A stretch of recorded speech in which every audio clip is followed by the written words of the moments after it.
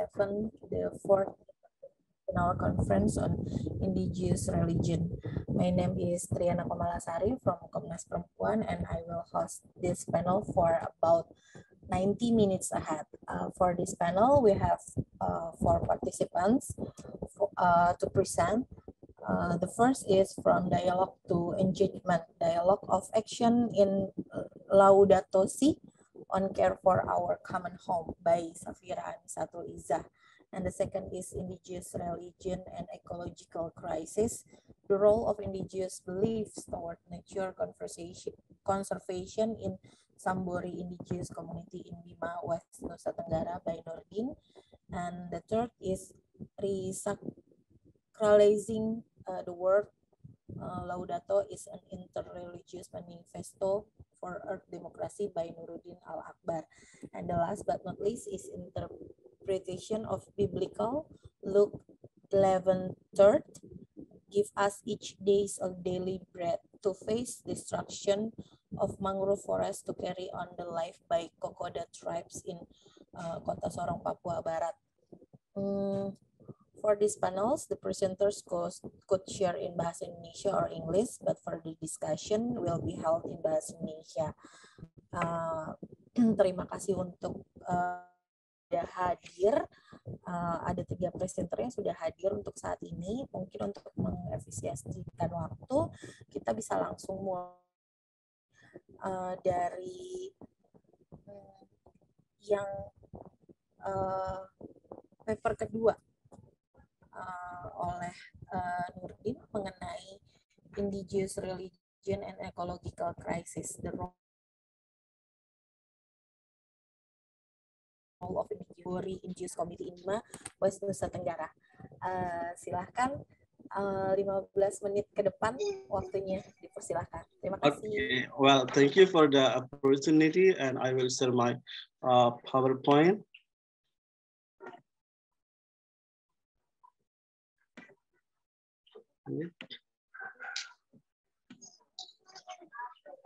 Okay, could you see my screen?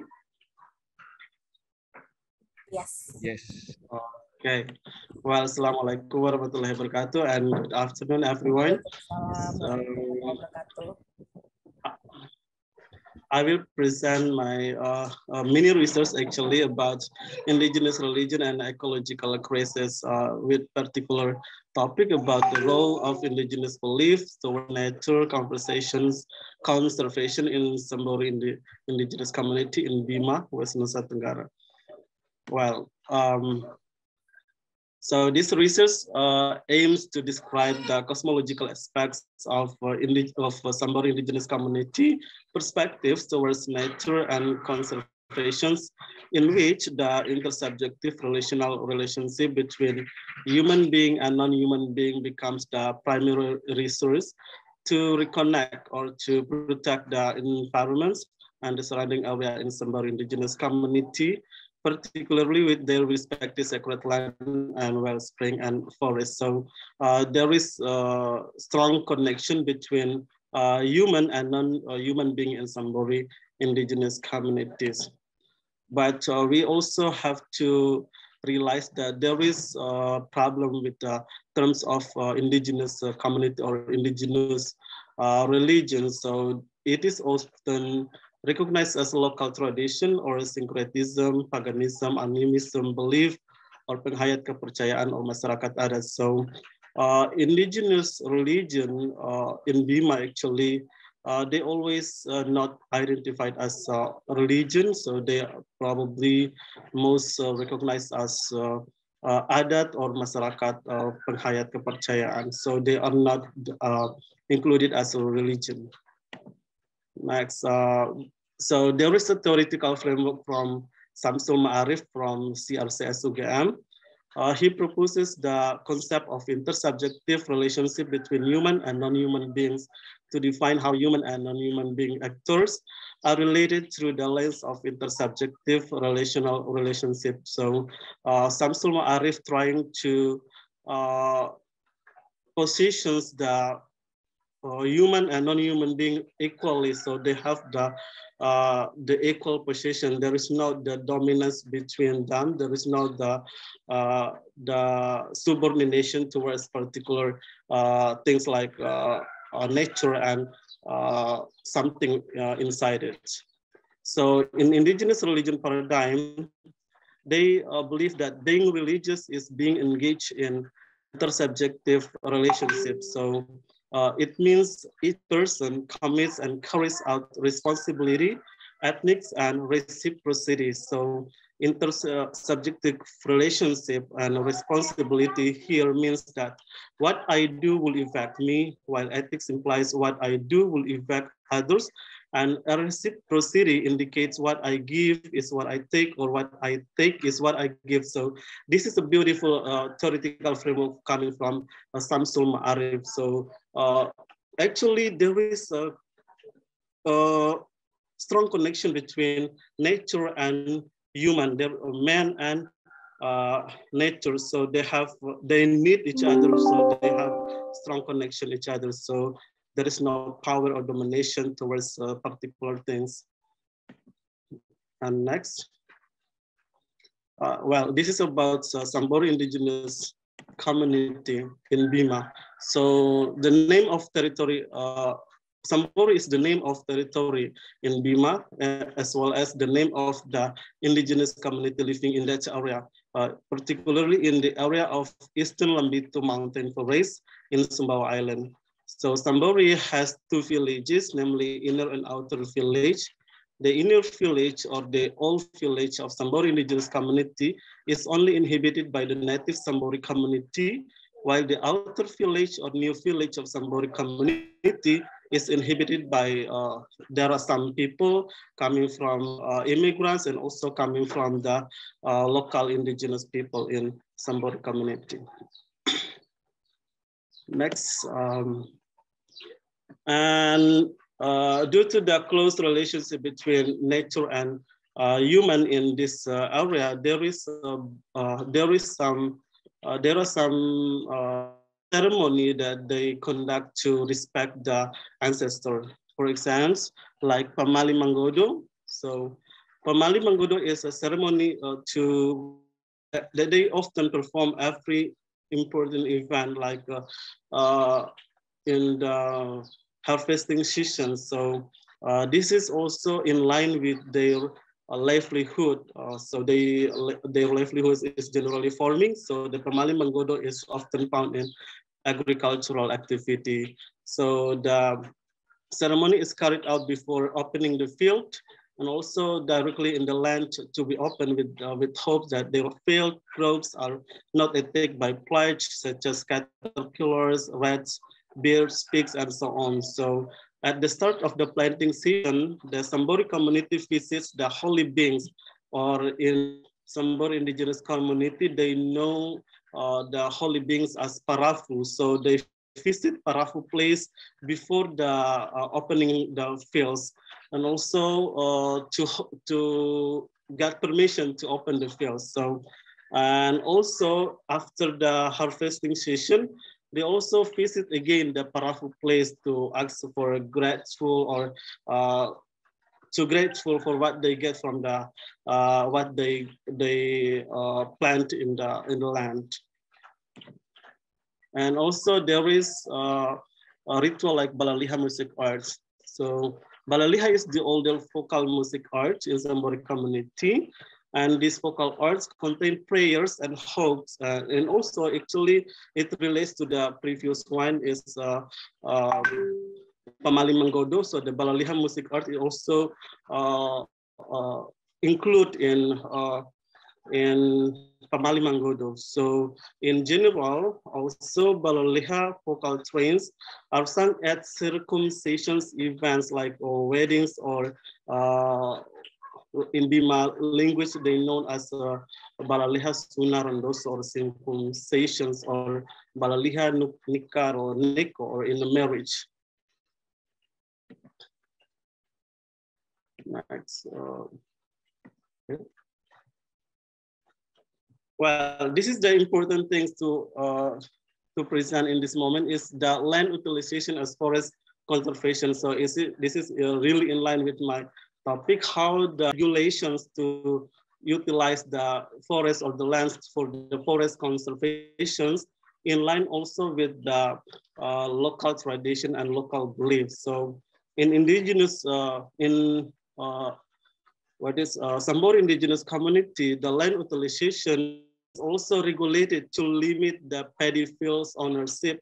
So it is also the what is in line with the rotate the ownership of the fields annually, alternately from one to another family member. So from one session to the next harvesting session, the rotation system runs from the first offspring layer of the family. So they rotate from one member of the family to the other family in every year. So it also limits the paddy fields in the land, so to protect the land.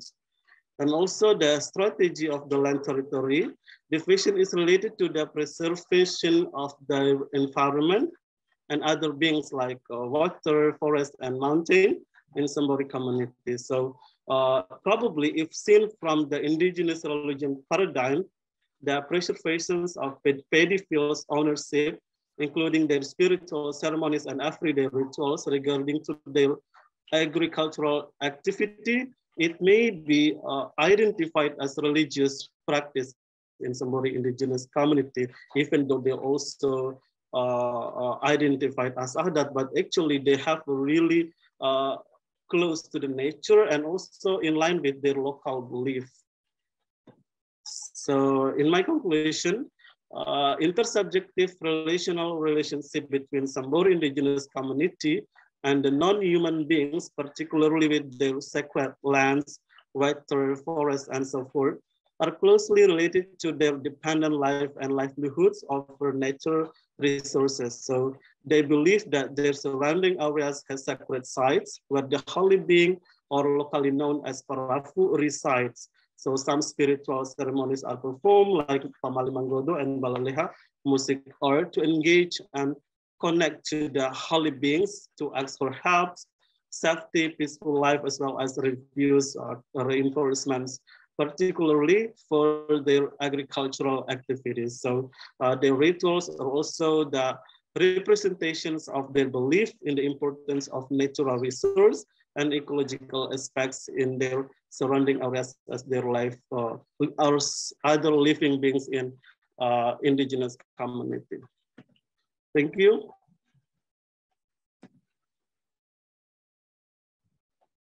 Ya, terima kasih. Kurang dari 15 diberikan. Terima kasih. Mungkin untuk berikutnya bisa ke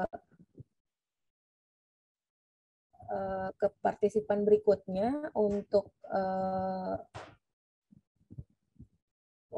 yang berikutnya itu adalah Realizing the World. Laudato is an Interreligious Manifesto for Earth Democracy by Nuruddin Al-Akbar.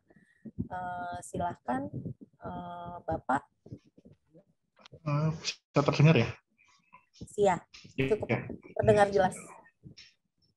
Saya coba share screen dulu. Bisa terlihat enggak? Masih ada tulisannya start sharing screen. Udah terlihat. Oh ya. Terima kasih. Mungkin saya akan izin berbicara dalam bahasa Indonesia saja supaya cepat. Ya, jadi kira-kira begini, ya, Resacralizing the World, Laudato Si as an Interreligious Manifesto for Earth Democracy. Jadi kira-kira ini membahas tentang Laudato Si lah, ensiklik Paus Franciscus itu yang tahun 2015. Dan saya melihatnya itu sebagai satu proyek untuk meresakralisasi, nanti kita melihat. Jadi ada beberapa poin yang bisa didiskusikan. Jadi yang pertama nanti terkait dengan environmental crisis, dan kemudian itu kaitannya dengan kesadaran manusia modern, kemudian nanti dilanjutkan dengan ide of earth democracy, karena saya katakan itu kan kaitannya dengan earth demokrasi seperti apa. Kemudian kita akan bahas secara lebih rinci kira-kira. Kita masuk dulu. Jadi kita mulai dengan environmental crisis dan problem dari kesadaran manusia modern. Nah, kalau kita melihat pada karya-karya dari Rachel Carson yang mungkin kalau di barat dijuluki sebagai nabinya environmentalis tahun 60-an itu, kira-kira dia mengatakan begini. Jadi bukunya pertama kali diterbitkan dengan judul Silent Spring ya, tapi kemudian oleh Penguin itu akhir-akhir ini diterbitkan dengan judul ini Man, War, Gain, Nature. Sebenarnya judul ini dipilih karena tadinya di Rachel Carson itu pernah memikirkan judul ini, cuman akhirnya dia nggak pakai. Jadi sebenarnya buku ini menurut Carson ya, yang menjadi buku terkenal itu menjadi panduan environmentalis itu adalah buku ini tentang perang melawan alam. Jadi menurut Carson itu kira-kira sebenarnya akar dari problem lingkungan sebenarnya karena pandangan manusia itu yang memang punya pandangan yang keliru. Jadi memandang relasi manusia dengan alam itu sebagai perang gitu kan. Nah, kemudian dia ingin mengatakan begini sih sebenarnya, kalau perang ini melawan alam dan kemudian kan sebenarnya manusia itu juga dari alam gitu loh, maksudnya dia itu lupa dirinya sendiri itu dia bagian dari alam, dan kemudian nanti akhirnya itu ya berarti dia perang melawan dirinya sendiri alias mati gitu kan.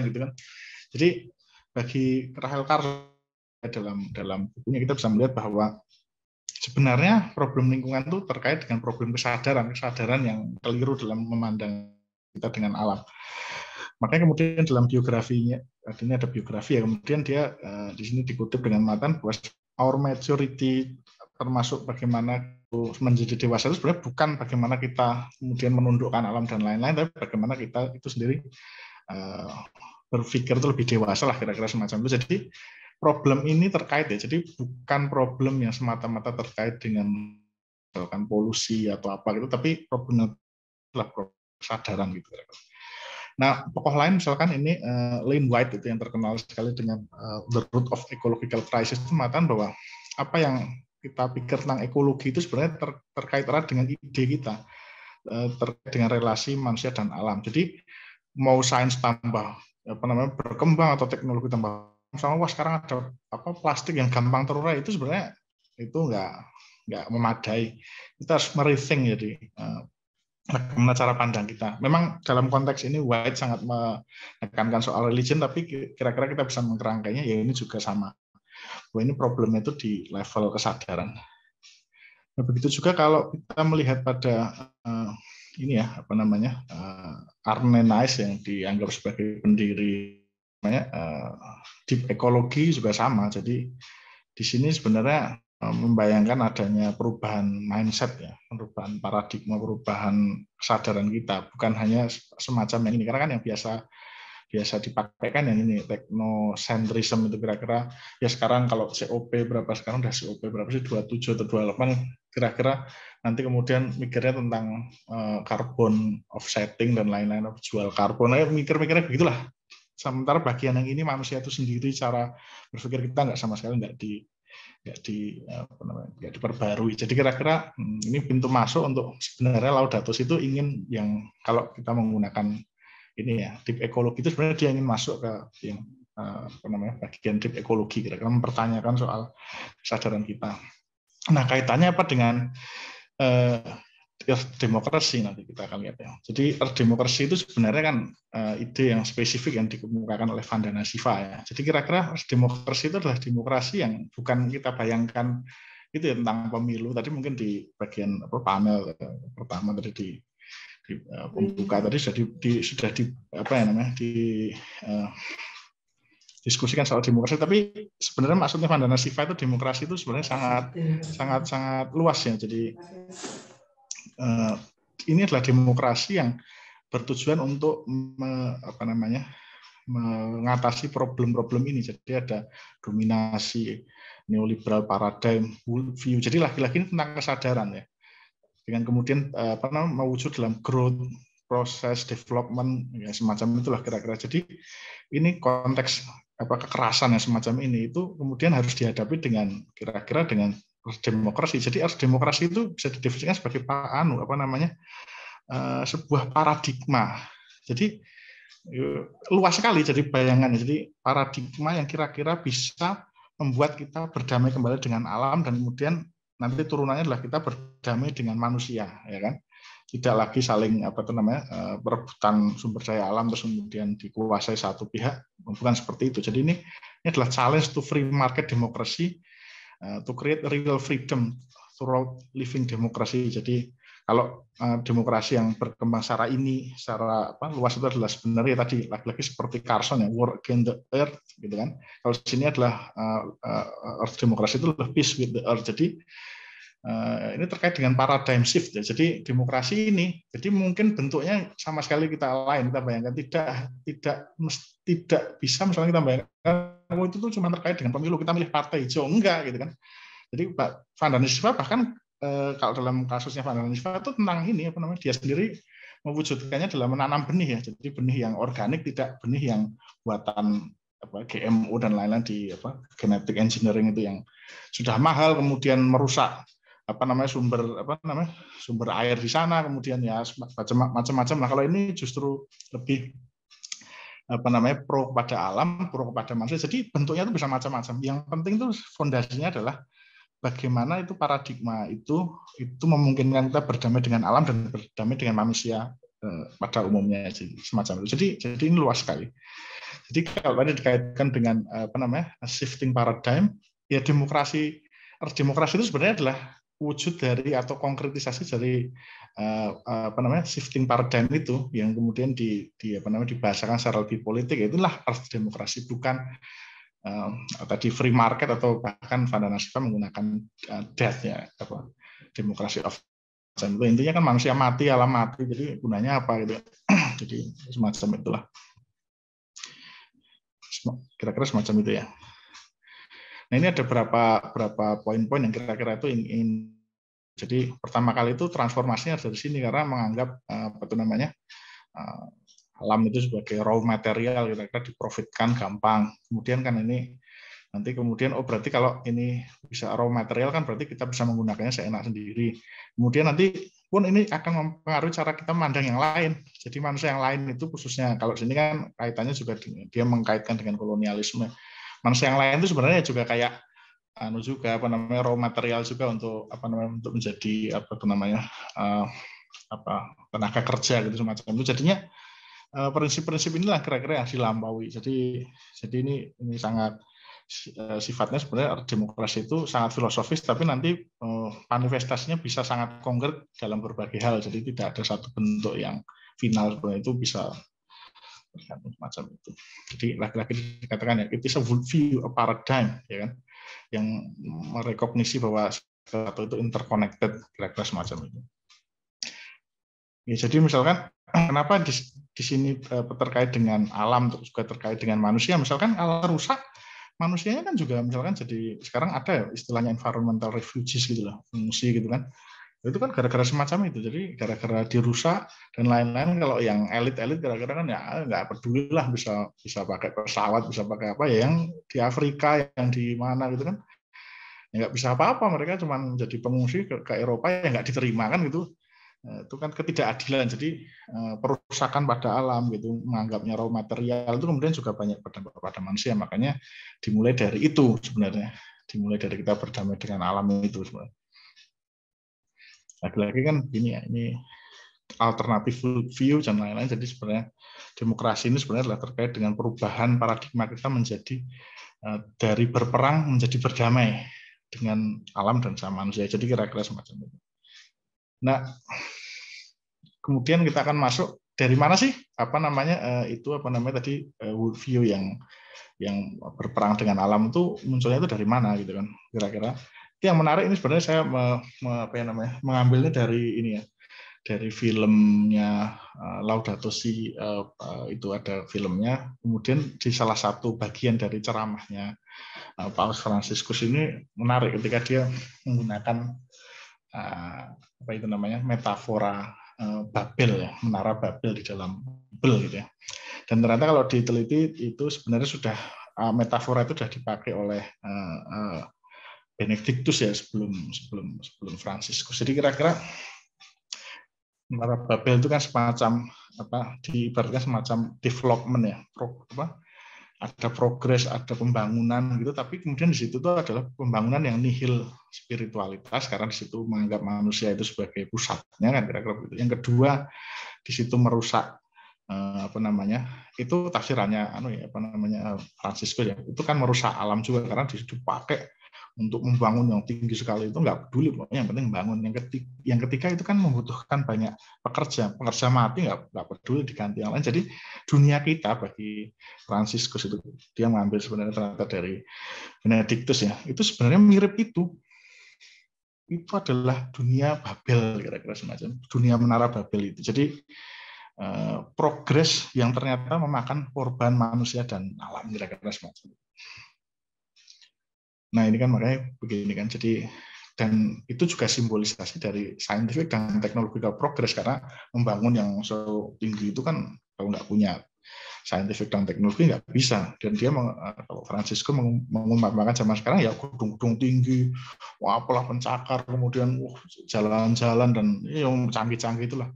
Jadi ini mereka sudah tidak punya lagi basis kayak etika gitu kan, wah aku bisa pokoknya.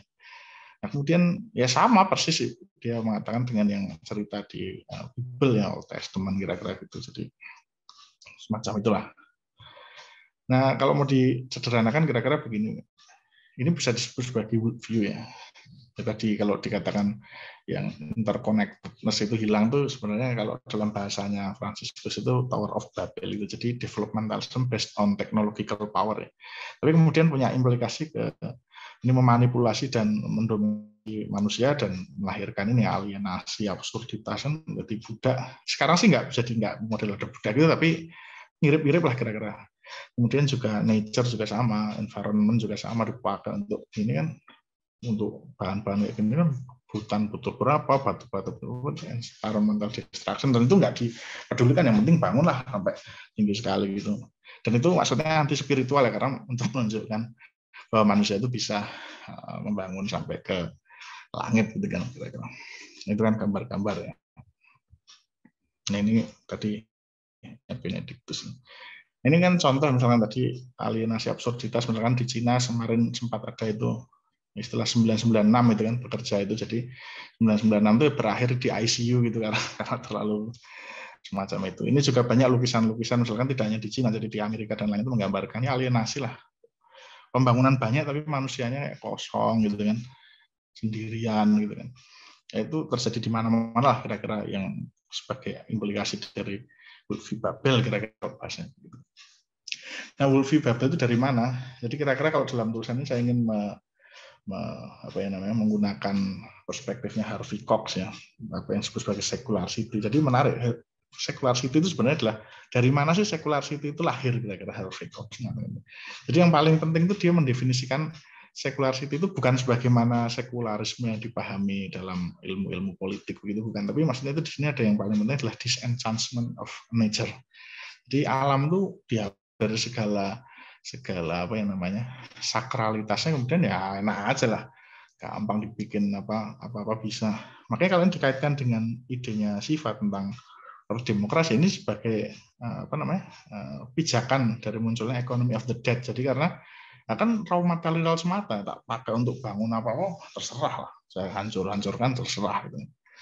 Jadi secularity itu sebenarnya kalau saya bahasakan dengan bahasa Franciscus itu ya inilah menara Babel itu, kira-kira gitu. Desacralization of politics. Jadi di sini politik tidak lagi dipahami ya demokrasi, maksudnya tidak lagi dipahami dengan politik yang berbasis etika ya. Tapi kemudian kalau bahasanya Vandana Shiva itu politik of the dead ya. Jadi ada eco-apartheid nih, bahasa khas Vandana Shiva, eco-apartheid, human apartheid. Eco-apartheid itu berarti alam yang diapartheidkan, dipariakan, kemudian diambil semuanya gitu kan. Dan human apartheid juga gitu, karena yang menikmati kan cuma sedikit sekali, yang lain-lain ya sudah dikorbankan, mau jadi manusia perahu ya biarin gitu kan.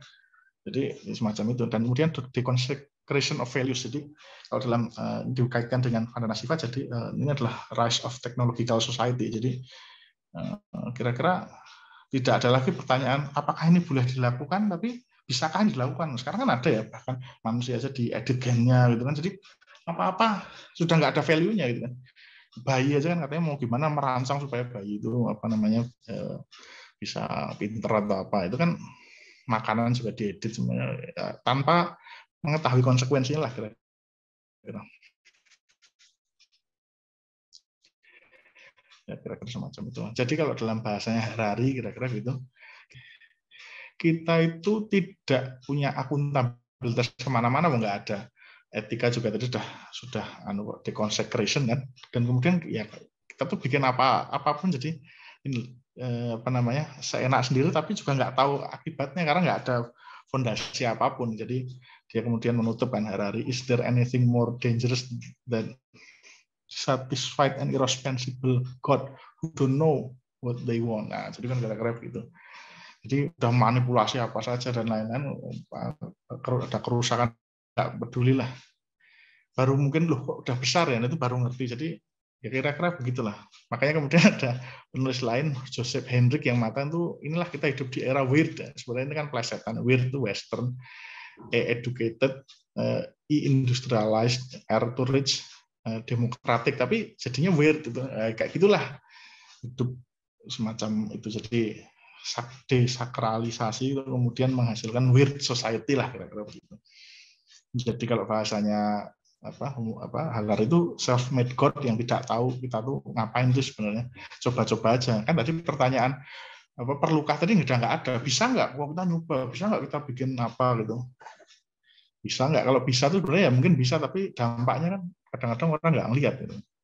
Nah, itu ya makanya yang kemudian berbagai dampak itu sudah dilihat ya oleh pemikir-pemikir lain ini untuk memberikan gambaran aja. Fukuyama yang percaya bahwa era demokrasi liberal sebagai akhir ternyata juga sekarang berpikir ulang ya, gimana ya bioteknologi revolution kemudian mengedit gen itu. Kemudian juga ada Anasing ya. Kemudian kita tuh menurut Anasing kita tuh semakin hidup di ruin ya, jadi apa di reruntuhan kapitalisme, makin nggak layak untuk hidup lah kira-kira. Juga ada bahkan ada politik ada definisi yang lebih baru lagi, nekropolitik. Jadi politik nekro itu kan mati, mayat gitu kan kira-kira. Jadi ya itulah kira-kira semacam itu. Jadi makin rusak makin nggak jelas ya tadi, karena kan semuanya yang penting bisa, nanti urusan sepertinya belakangan lah gitu kan. Jadi aneh, memang weird gitu kan bahasanya tadi.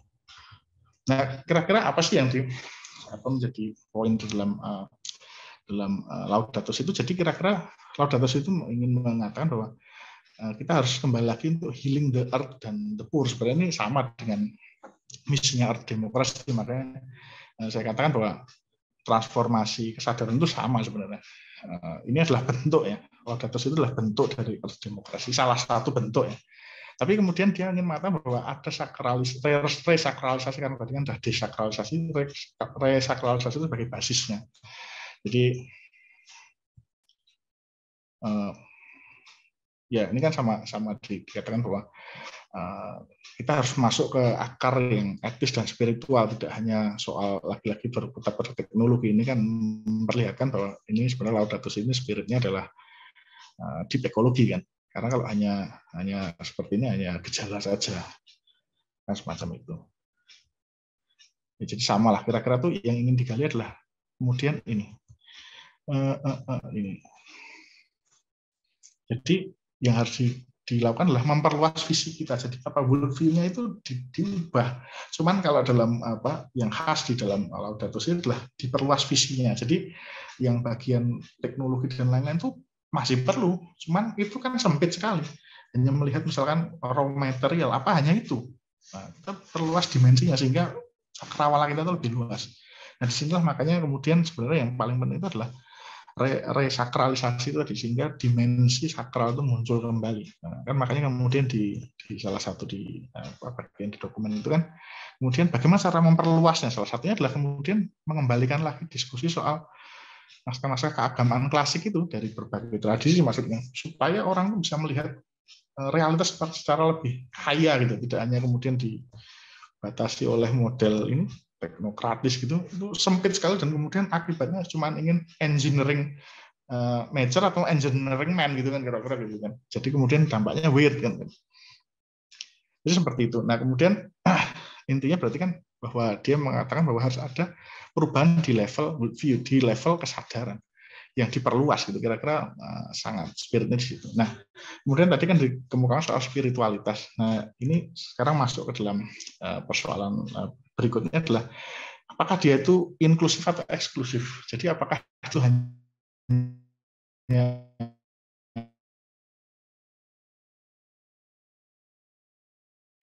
di footnote-nya Ali Al-Hawas ya. Ini salah satu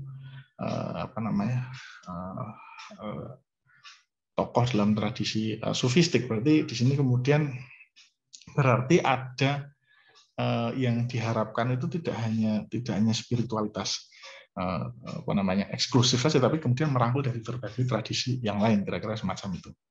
Makanya kan kemudian di sini kan banyak banyak kajian, misalkan it is unusual to cite a Sufi poet, tapi itu dilakukan karena dikatakan bahwa ini menurut Argentinian priest ya dari namanya Augusto Zampini, jadi dokumen itu trying to foster ecumenical and interfaith dialogue, jadi share spirituality, karena kan sebagaimana logika ekologi ya, tidak bisa hanya satu kelompok saja memperjuangkan lingkungan secara sementara yang lain tidak, kan sama aja, satu nanam satu babat ya rusak, jadi memang harus bersama-sama, kira-kira kan semacam itu. Jadi ada unsur-unsur semacam itu, dan yang menarik ini mungkin saya lewati.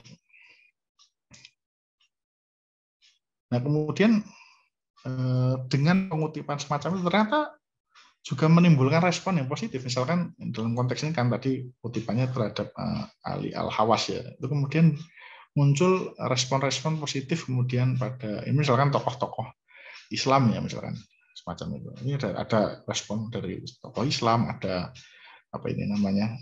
lembaga Islam gitu kan. Kemudian bahkan tidak hanya mendorong pada rekognisi secara akademik gitu kan, tapi kemudian juga menimbulkan aksi juga, misalkan muncul Islamic Declaration of Global Climate Change ini sebagai respon dari itu. Ini tahun 2015 juga. Dan yang lebih baru kayaknya masih digarap juga, belum selesai, misalkan ada dokumen Al-Mizan ya. Jadi ini untuk memperbarui dokumen Islamic Declaration itu. Jadi ini sifatnya lebih komprehensif lagi, ini dibahas dengan UNEP. Jadi dokumen tadi ternyata tidak hanya worldview yang inklusif, ternyata tidak hanya di tataran yang ini aja ya, akademik teoritik saja, tapi kemudian ternyata di level yang praktis gitu, di aktivisme sudah menimbulkan respon positif juga. Contoh, dan bahkan tidak hanya di dalam Islam yang dikutip tadi, misalkan di Yahudi juga ada di sini kan. 2 menit lagi ya, Mas. Oh ya. Jadi di kalangan Yahudi juga ada semacam itu. Kemudian di kalangan Buddhis juga ada, di sini juga. Sebenarnya Buddhis sudah lebih dulu, tapi maksudnya dia juga menanggapi itu, kemudian semakin meluaskan. Jadi, bahkan kalau melihat filmnya The Letter itu, dia tidak hanya dalam konteks agama-agama dunia ya, tapi kemudian misalkan yang agama-agama indigenis misalkan gitu, bahkan juga sekuler. Ini orang-orang sekuler ini yang saintis, tapi misalkan gini, di Robin Martin itu saintis mengatakan, although I don't practice religion, the experience that one has underwater in this world. Nah, jadi intinya gini, walaupun tidak religius pun sebenarnya juga bisa masuk ke dalam dialog ini, karena sense of the sacred itu ada walaupun tidak dalam bentuk agama. Jadi ini sifatnya, makanya saya katakan worldview-nya inklusif, jadi bisa menyebar kemana-mana gitu kan. Ada yang agama dunia, ada agama indigenous, atau bahkan non religius sekalipun. Nah, mungkin ini yang terakhir. Jadi ini sebenarnya sekedar penegasan saja. Jadi Disenchantment of Nature itu kan sebagai fondasi dari Worldview of the Babel kalau menggunakan dokumen tadi ya. Jadi antara environment dan manusia itu ya pecah lah kira-kira, dan antara manusia juga pecah gitu. Dan ini mengimplikasikan ke berbagai hal ya, politik, demokrasi dan lain-lain. Maka Van der Nasiba mengatakan ya itu demokrasi kapitalistik dan lain-lain lah. Makanya kemudian dibutuhkan lah kira-kira perubahan shifting paradigm itu berupa demokrasi kan. Sebagai worldview dan movement ya. Movementnya bisa macam-macam karena worldview itu kan lebih abstrak, kalau movement bisa macam-macam. Tapi intinya ini care of human and the earth, dan kemudian saya ingin mengatakan Laudato Si itu example of interreligious earth democracy worldview ya. Jadi Itu salah satu bentuk spesifiknya, dan kemudian dia punya nuansa interreligius sehingga dia bisa memicu berbagai perubahan lain. Jadi mungkin itu yang bisa saya sampaikan. Terima kasih. Terima kasih. Untuk selanjutnya oleh Bapak Maxwell William, presentasinya mengenai interpretation of biblical Luke 11:3, give us each day a daily bread to face destruction of mangrove forest to carry on life by Kokoda tribes in Kota Sorong, Papua Barat. Silakan Pak. Okay, thank you for the change. I would like to share my PowerPoint. Okay, this one. Everybody, can you see? Yes. Okay. Yes. Okay, I would like to present my topic is about interpretation of biblical Luke 11 verse 3. Give us each day a daily bread to face destruction of mangrove forest to carry on life by Kokoda tribes in Kota Sorong, Papua Barat. Okay, for the introductions, Kokoda is a tribe that live in West Papua and originally comes from south part of West Papua province that called Imeko, Inanwatan, Mitimani, Kais, and Kokoda.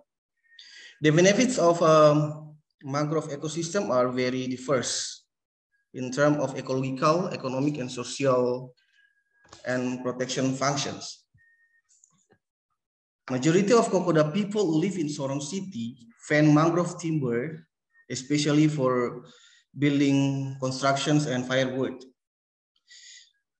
Luke 11 verse 3, give us each day a daily bread. This text describing that God has never wanted any of his followers to live in uncertainty in their life. As a good father, he is prepared our needs. For the method here, the researcher would analyze perspective of Luke 11 verse 3 to face the ecological problems. This research is qualitative, that describing the interpretation of Luke 11 verse 3 to face destruction of mangrove forest by Kokoda tribes community. Qualitative analysis is a creative process. It is depend on conceptual capabilities of the analyzed. The collecting data is done by library research, and interview were also conducted by the researcher to Kokoda people regarding the will. Okay, about the result and discussion here, Jesus instruct the people to put their necessity in prayer. Yeah, everybody knows that Christianity have the main prayer that Jesus teach is Lord pray. Yeah, there are some men based on Luke 11 verse 1 to 4, give us each day our daily bread, is for petitions. Okay. Okay, the total area mangrove forest in Sorong City is about 101 hectare. The Kokoda people who live in mangrove forest area collected mangrove timber to fend as constructions materials and firewood.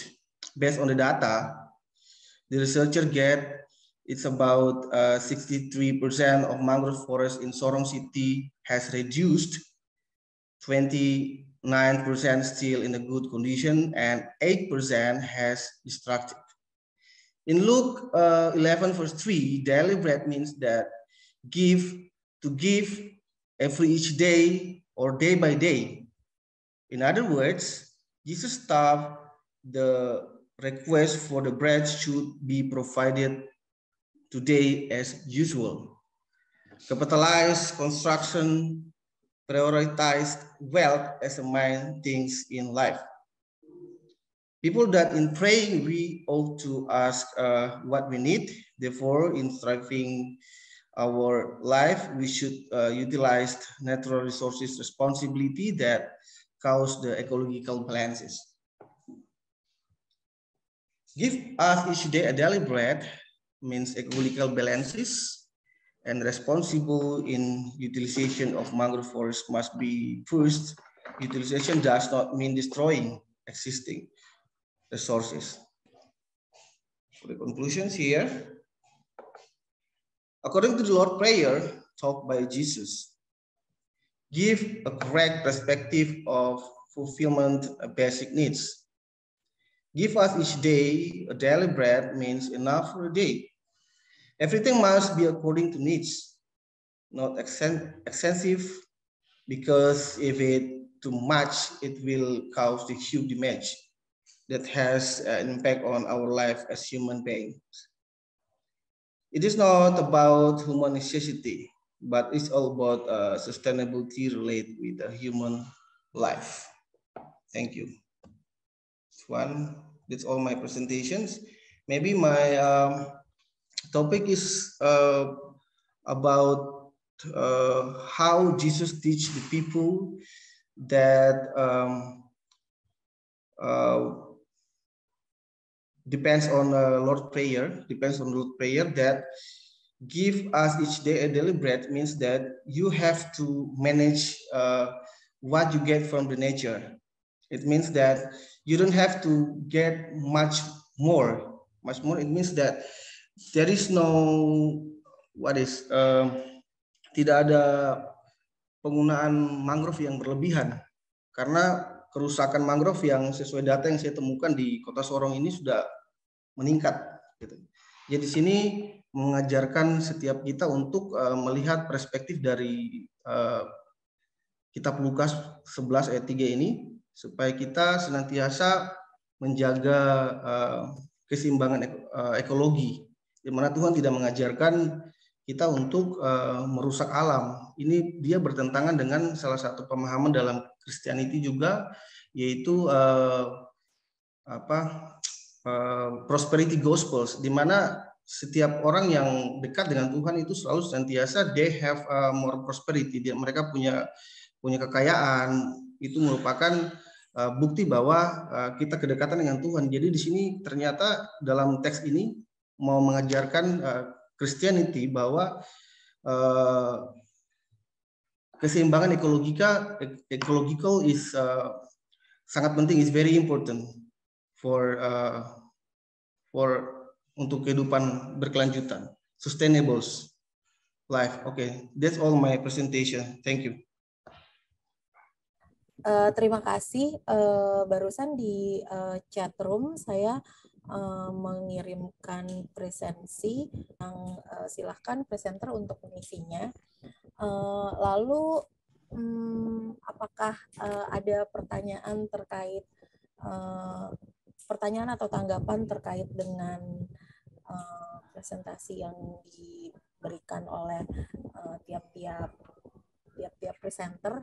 Menarik sekali karena dari 3 presentasi yang sudah disampaikan, sebenarnya ada satu garis benang merah ya yang dapat saya tarik sebenarnya dari bagaimana kita mengelola alam itu sebenarnya balik lagi ke kita. Silakan untuk masing-masing presenter untuk menanggapi presenter lain atau mungkin mau bertanya mengenai presentasi dari presenter lain. Atau boleh saya meminta tanggapan sedikit mengenai tadi ada satu hal yang lumayan menggelitik dari presentasinya Mas Nurudin ya mengenai environmental refugee. Sebenarnya dari pengalaman Komnas Perempuan melakukan pemantauan konflik sumber daya alam di beberapa wilayah, itu ada environmental refugee yang bisa dibilang terselubung ya, karena tidak serta-merta mereka mendefinisikan dirinya sebagai refugee, pun pemerintah juga tidak menganggap mereka sebagai refugee, tapi karena ketika alam di wilayah mereka sudah tidak baik-baik saja dalam tanda petik, yang terjadi itu adalah mereka melakukan keluar dari wilayahnya dan menjadi environmental refugee itu sendiri. Padahal ketika kami melakukan pemantauan ke wilayah tersebut, yang terjadi sebenarnya adalah itu tadi, land territory, water, forest, mountain, dan segala macamnya itu tidak dirawat dengan baik, yang pada awalnya itu seharusnya semua hal yang ada di wilayah tersebut baik-baik saja karena ada konservasi yang baik gitu.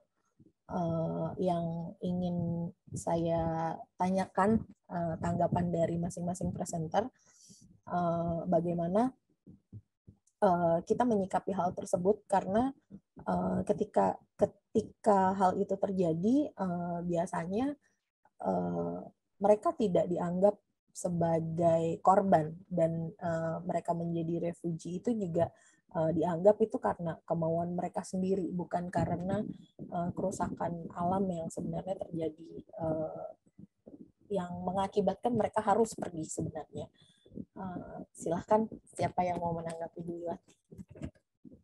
Saya kurang lebih meminta tanggapan untuk yang apa tadi, environmental refugee itu, karena sebenarnya kan itu bisa dibilang refugee yang terselubung ya, tanda petik, karena banyak yang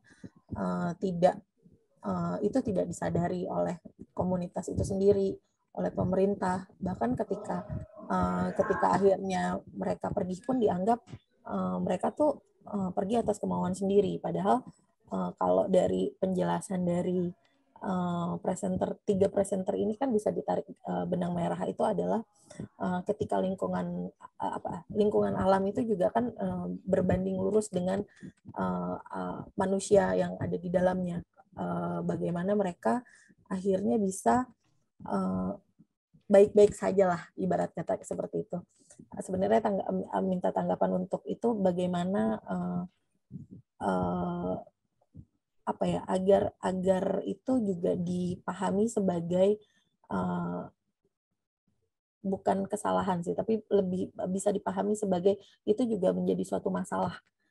Bagaimana lingkungan di sekitar harus dikonservasi dengan baik agar masyarakat juga bisa mendapat manfaatnya juga dengan baik. Pertanyaannya mengenai tadi yang bagaimana ketika seseorang atau suatu wilayah menjadi environmental refugee, tapi tidak dianggap sebagai refugee karena dianggapnya itu mereka keluar atas kemauan sendiri, padahal di wilayahnya tidak memungkinkan lagi karena konservasi di wilayah tersebut sudah rusak atau memang tidak memungkinkan. Saya menangkap benang merah dari ketiga presenter itu adalah mengenai bagaimana perlindungan terhadap alam memberikan perlindungan terhadap manusia yang berada di wilayah tersebut. Ya, saya boleh jawab? Ya, silakan.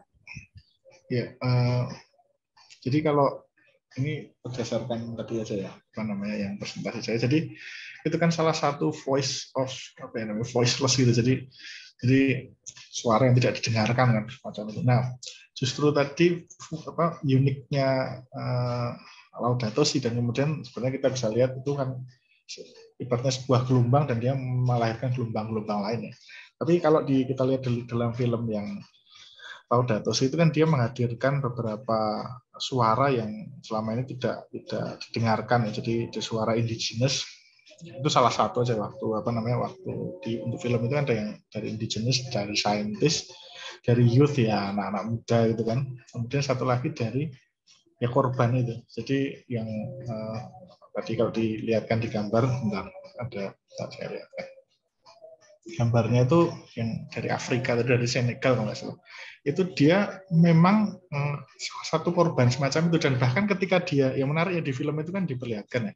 Jadi Itu penting untuk bagaimana mengangkat suara semacam itu. Jadi ketika diundang ke Vatikan, dia dapat telepon dari temannya sekolah yang di komunitas sekolahnya itu dia kena banjir gitu kan. Kemudian mereka nggak punya tempat tinggal. Kemudian temannya yang ikut kayak manusia perahu itu juga tenggelam gitu. Jadi dia dapat kabar dan dia kemudian di film itu diperlihatkan dia nangis dan kemudian ditenangkan oleh teman-teman. Jadi sebenarnya memang perlu untuk diperlihatkan bahwa itu memang suatu yang nyata gitu. Ya bahkan zaman sekarang kan orang yang nggak percaya global warming juga itu ada. Saya pernah tanya gitu, gimana ya kalau ada orang yang ngeyel gitu ibaratnya bersikeras nggak ada itu. Ya udah suruh aja dibawa ke Afrika lihat sendiri misalkan itu. Memang ada gitu maksudnya. Jadi ya corona pun sekarang kita bisa melihat, orang nggak percaya tentu juga banyak, tapi maksudnya paling tidak dengan tadi ya itu kan, jadi suara kan semakin yang kemudian dari indigenous juga merasa bahwa dengan adanya teman-teman gitu kan, maksudnya dengan diundang ke Vatikan, so kan dia kan mengatakan kalau saya diundang ke Vatikan dia punya kelebihan. Jadi ketika saya sudah disorot di TV, kemudian itu kan diundang kepala negara gitu ya, mereka nggak akan dengan mudah membunuh saya. Waktu itu kan dia cerita bahwa sebelum ke sana, tapi sebelum diundang itu kan dia mempertahankan di Amazon tuh digebuki dia, itu biasalah ibaratnya gitu kan. Tapi kalau semakin ada jaringan, semakin memperkuat itu kan sebenarnya kayak mikir dulu gitu. Dia sendiri bilang begitu. Orang akan berpikir dulu untuk memukuli saya. Nah, jadi ya sense of belonging, kemudian ada semakin semakin mempererat itu jadi penting. Mungkin itu ya, jadi suara-suara semacam itu bisa terus disalurkan. Itu jawaban saya. Oke, ya terima kasih Mas. Mungkin yang lainnya ada yang mau menanggapi lagi untuk yang itu, atau kalau misalnya tidak ada tanggapan lagi lainnya, mungkin nah ini ini apa? Ya. Kelihatan ya? Itu yang pakai topi ini kan, ini yang refugee dari Senegal kalau nggak salah, saya lupa. Ya. Jadi dia bisa sharing lah, dia ya bisa berbagi beban, itu kan sudah satu hal juga. Kemudian dia dengan bantuan itu, gimana misalkan baru sampai ke sana, dan menariknya dia juga ketemu waktu di Vatikan di Italia itu, ketemu orang yang berhasil, maksudnya manusia perahu yang berhasil sampai sana. Kemudian dia juga senang, ada juga yang berhasil. Terus kemudian di sana sih cuma jualan kayak pernak-pernik kayak gitu, tapi maksudnya itu kan juga sesuatu gitu. Mungkin gitulah. Terima kasih. Iya, terima kasih Mas. Yang lainnya mungkin ada yang mau menanggapi lagi dari presenter lainnya?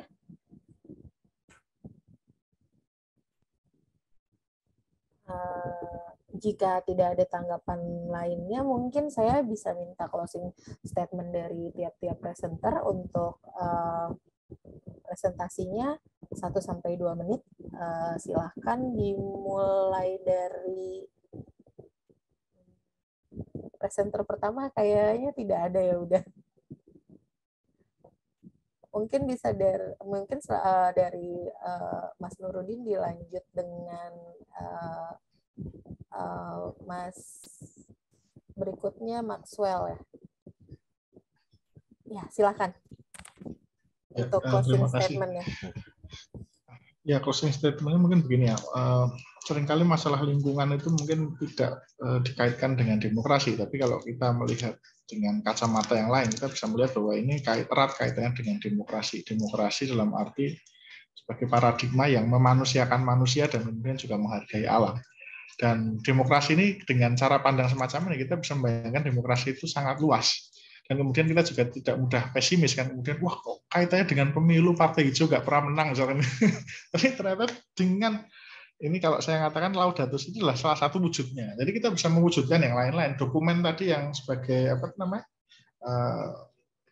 respon dari Laudato Si adalah bagian dari, bisa kita katakan bagian dari Laudato Si atau bentuk-bentuk demokrasi yang lain. Jadi bisa demokrasi dan lingkungan itu terkait, dan kemudian kita bisa berpikir lebih inilah. Ya kalau tadi menggunakan istilah cakrawala, tadi cakrawala kita bisa lebih luas lah dalam bergerak, tidak terkurung dalam satu pandangan yang sempit, yang itu bisa macam-macam. Mungkin itu aja. Terima kasih.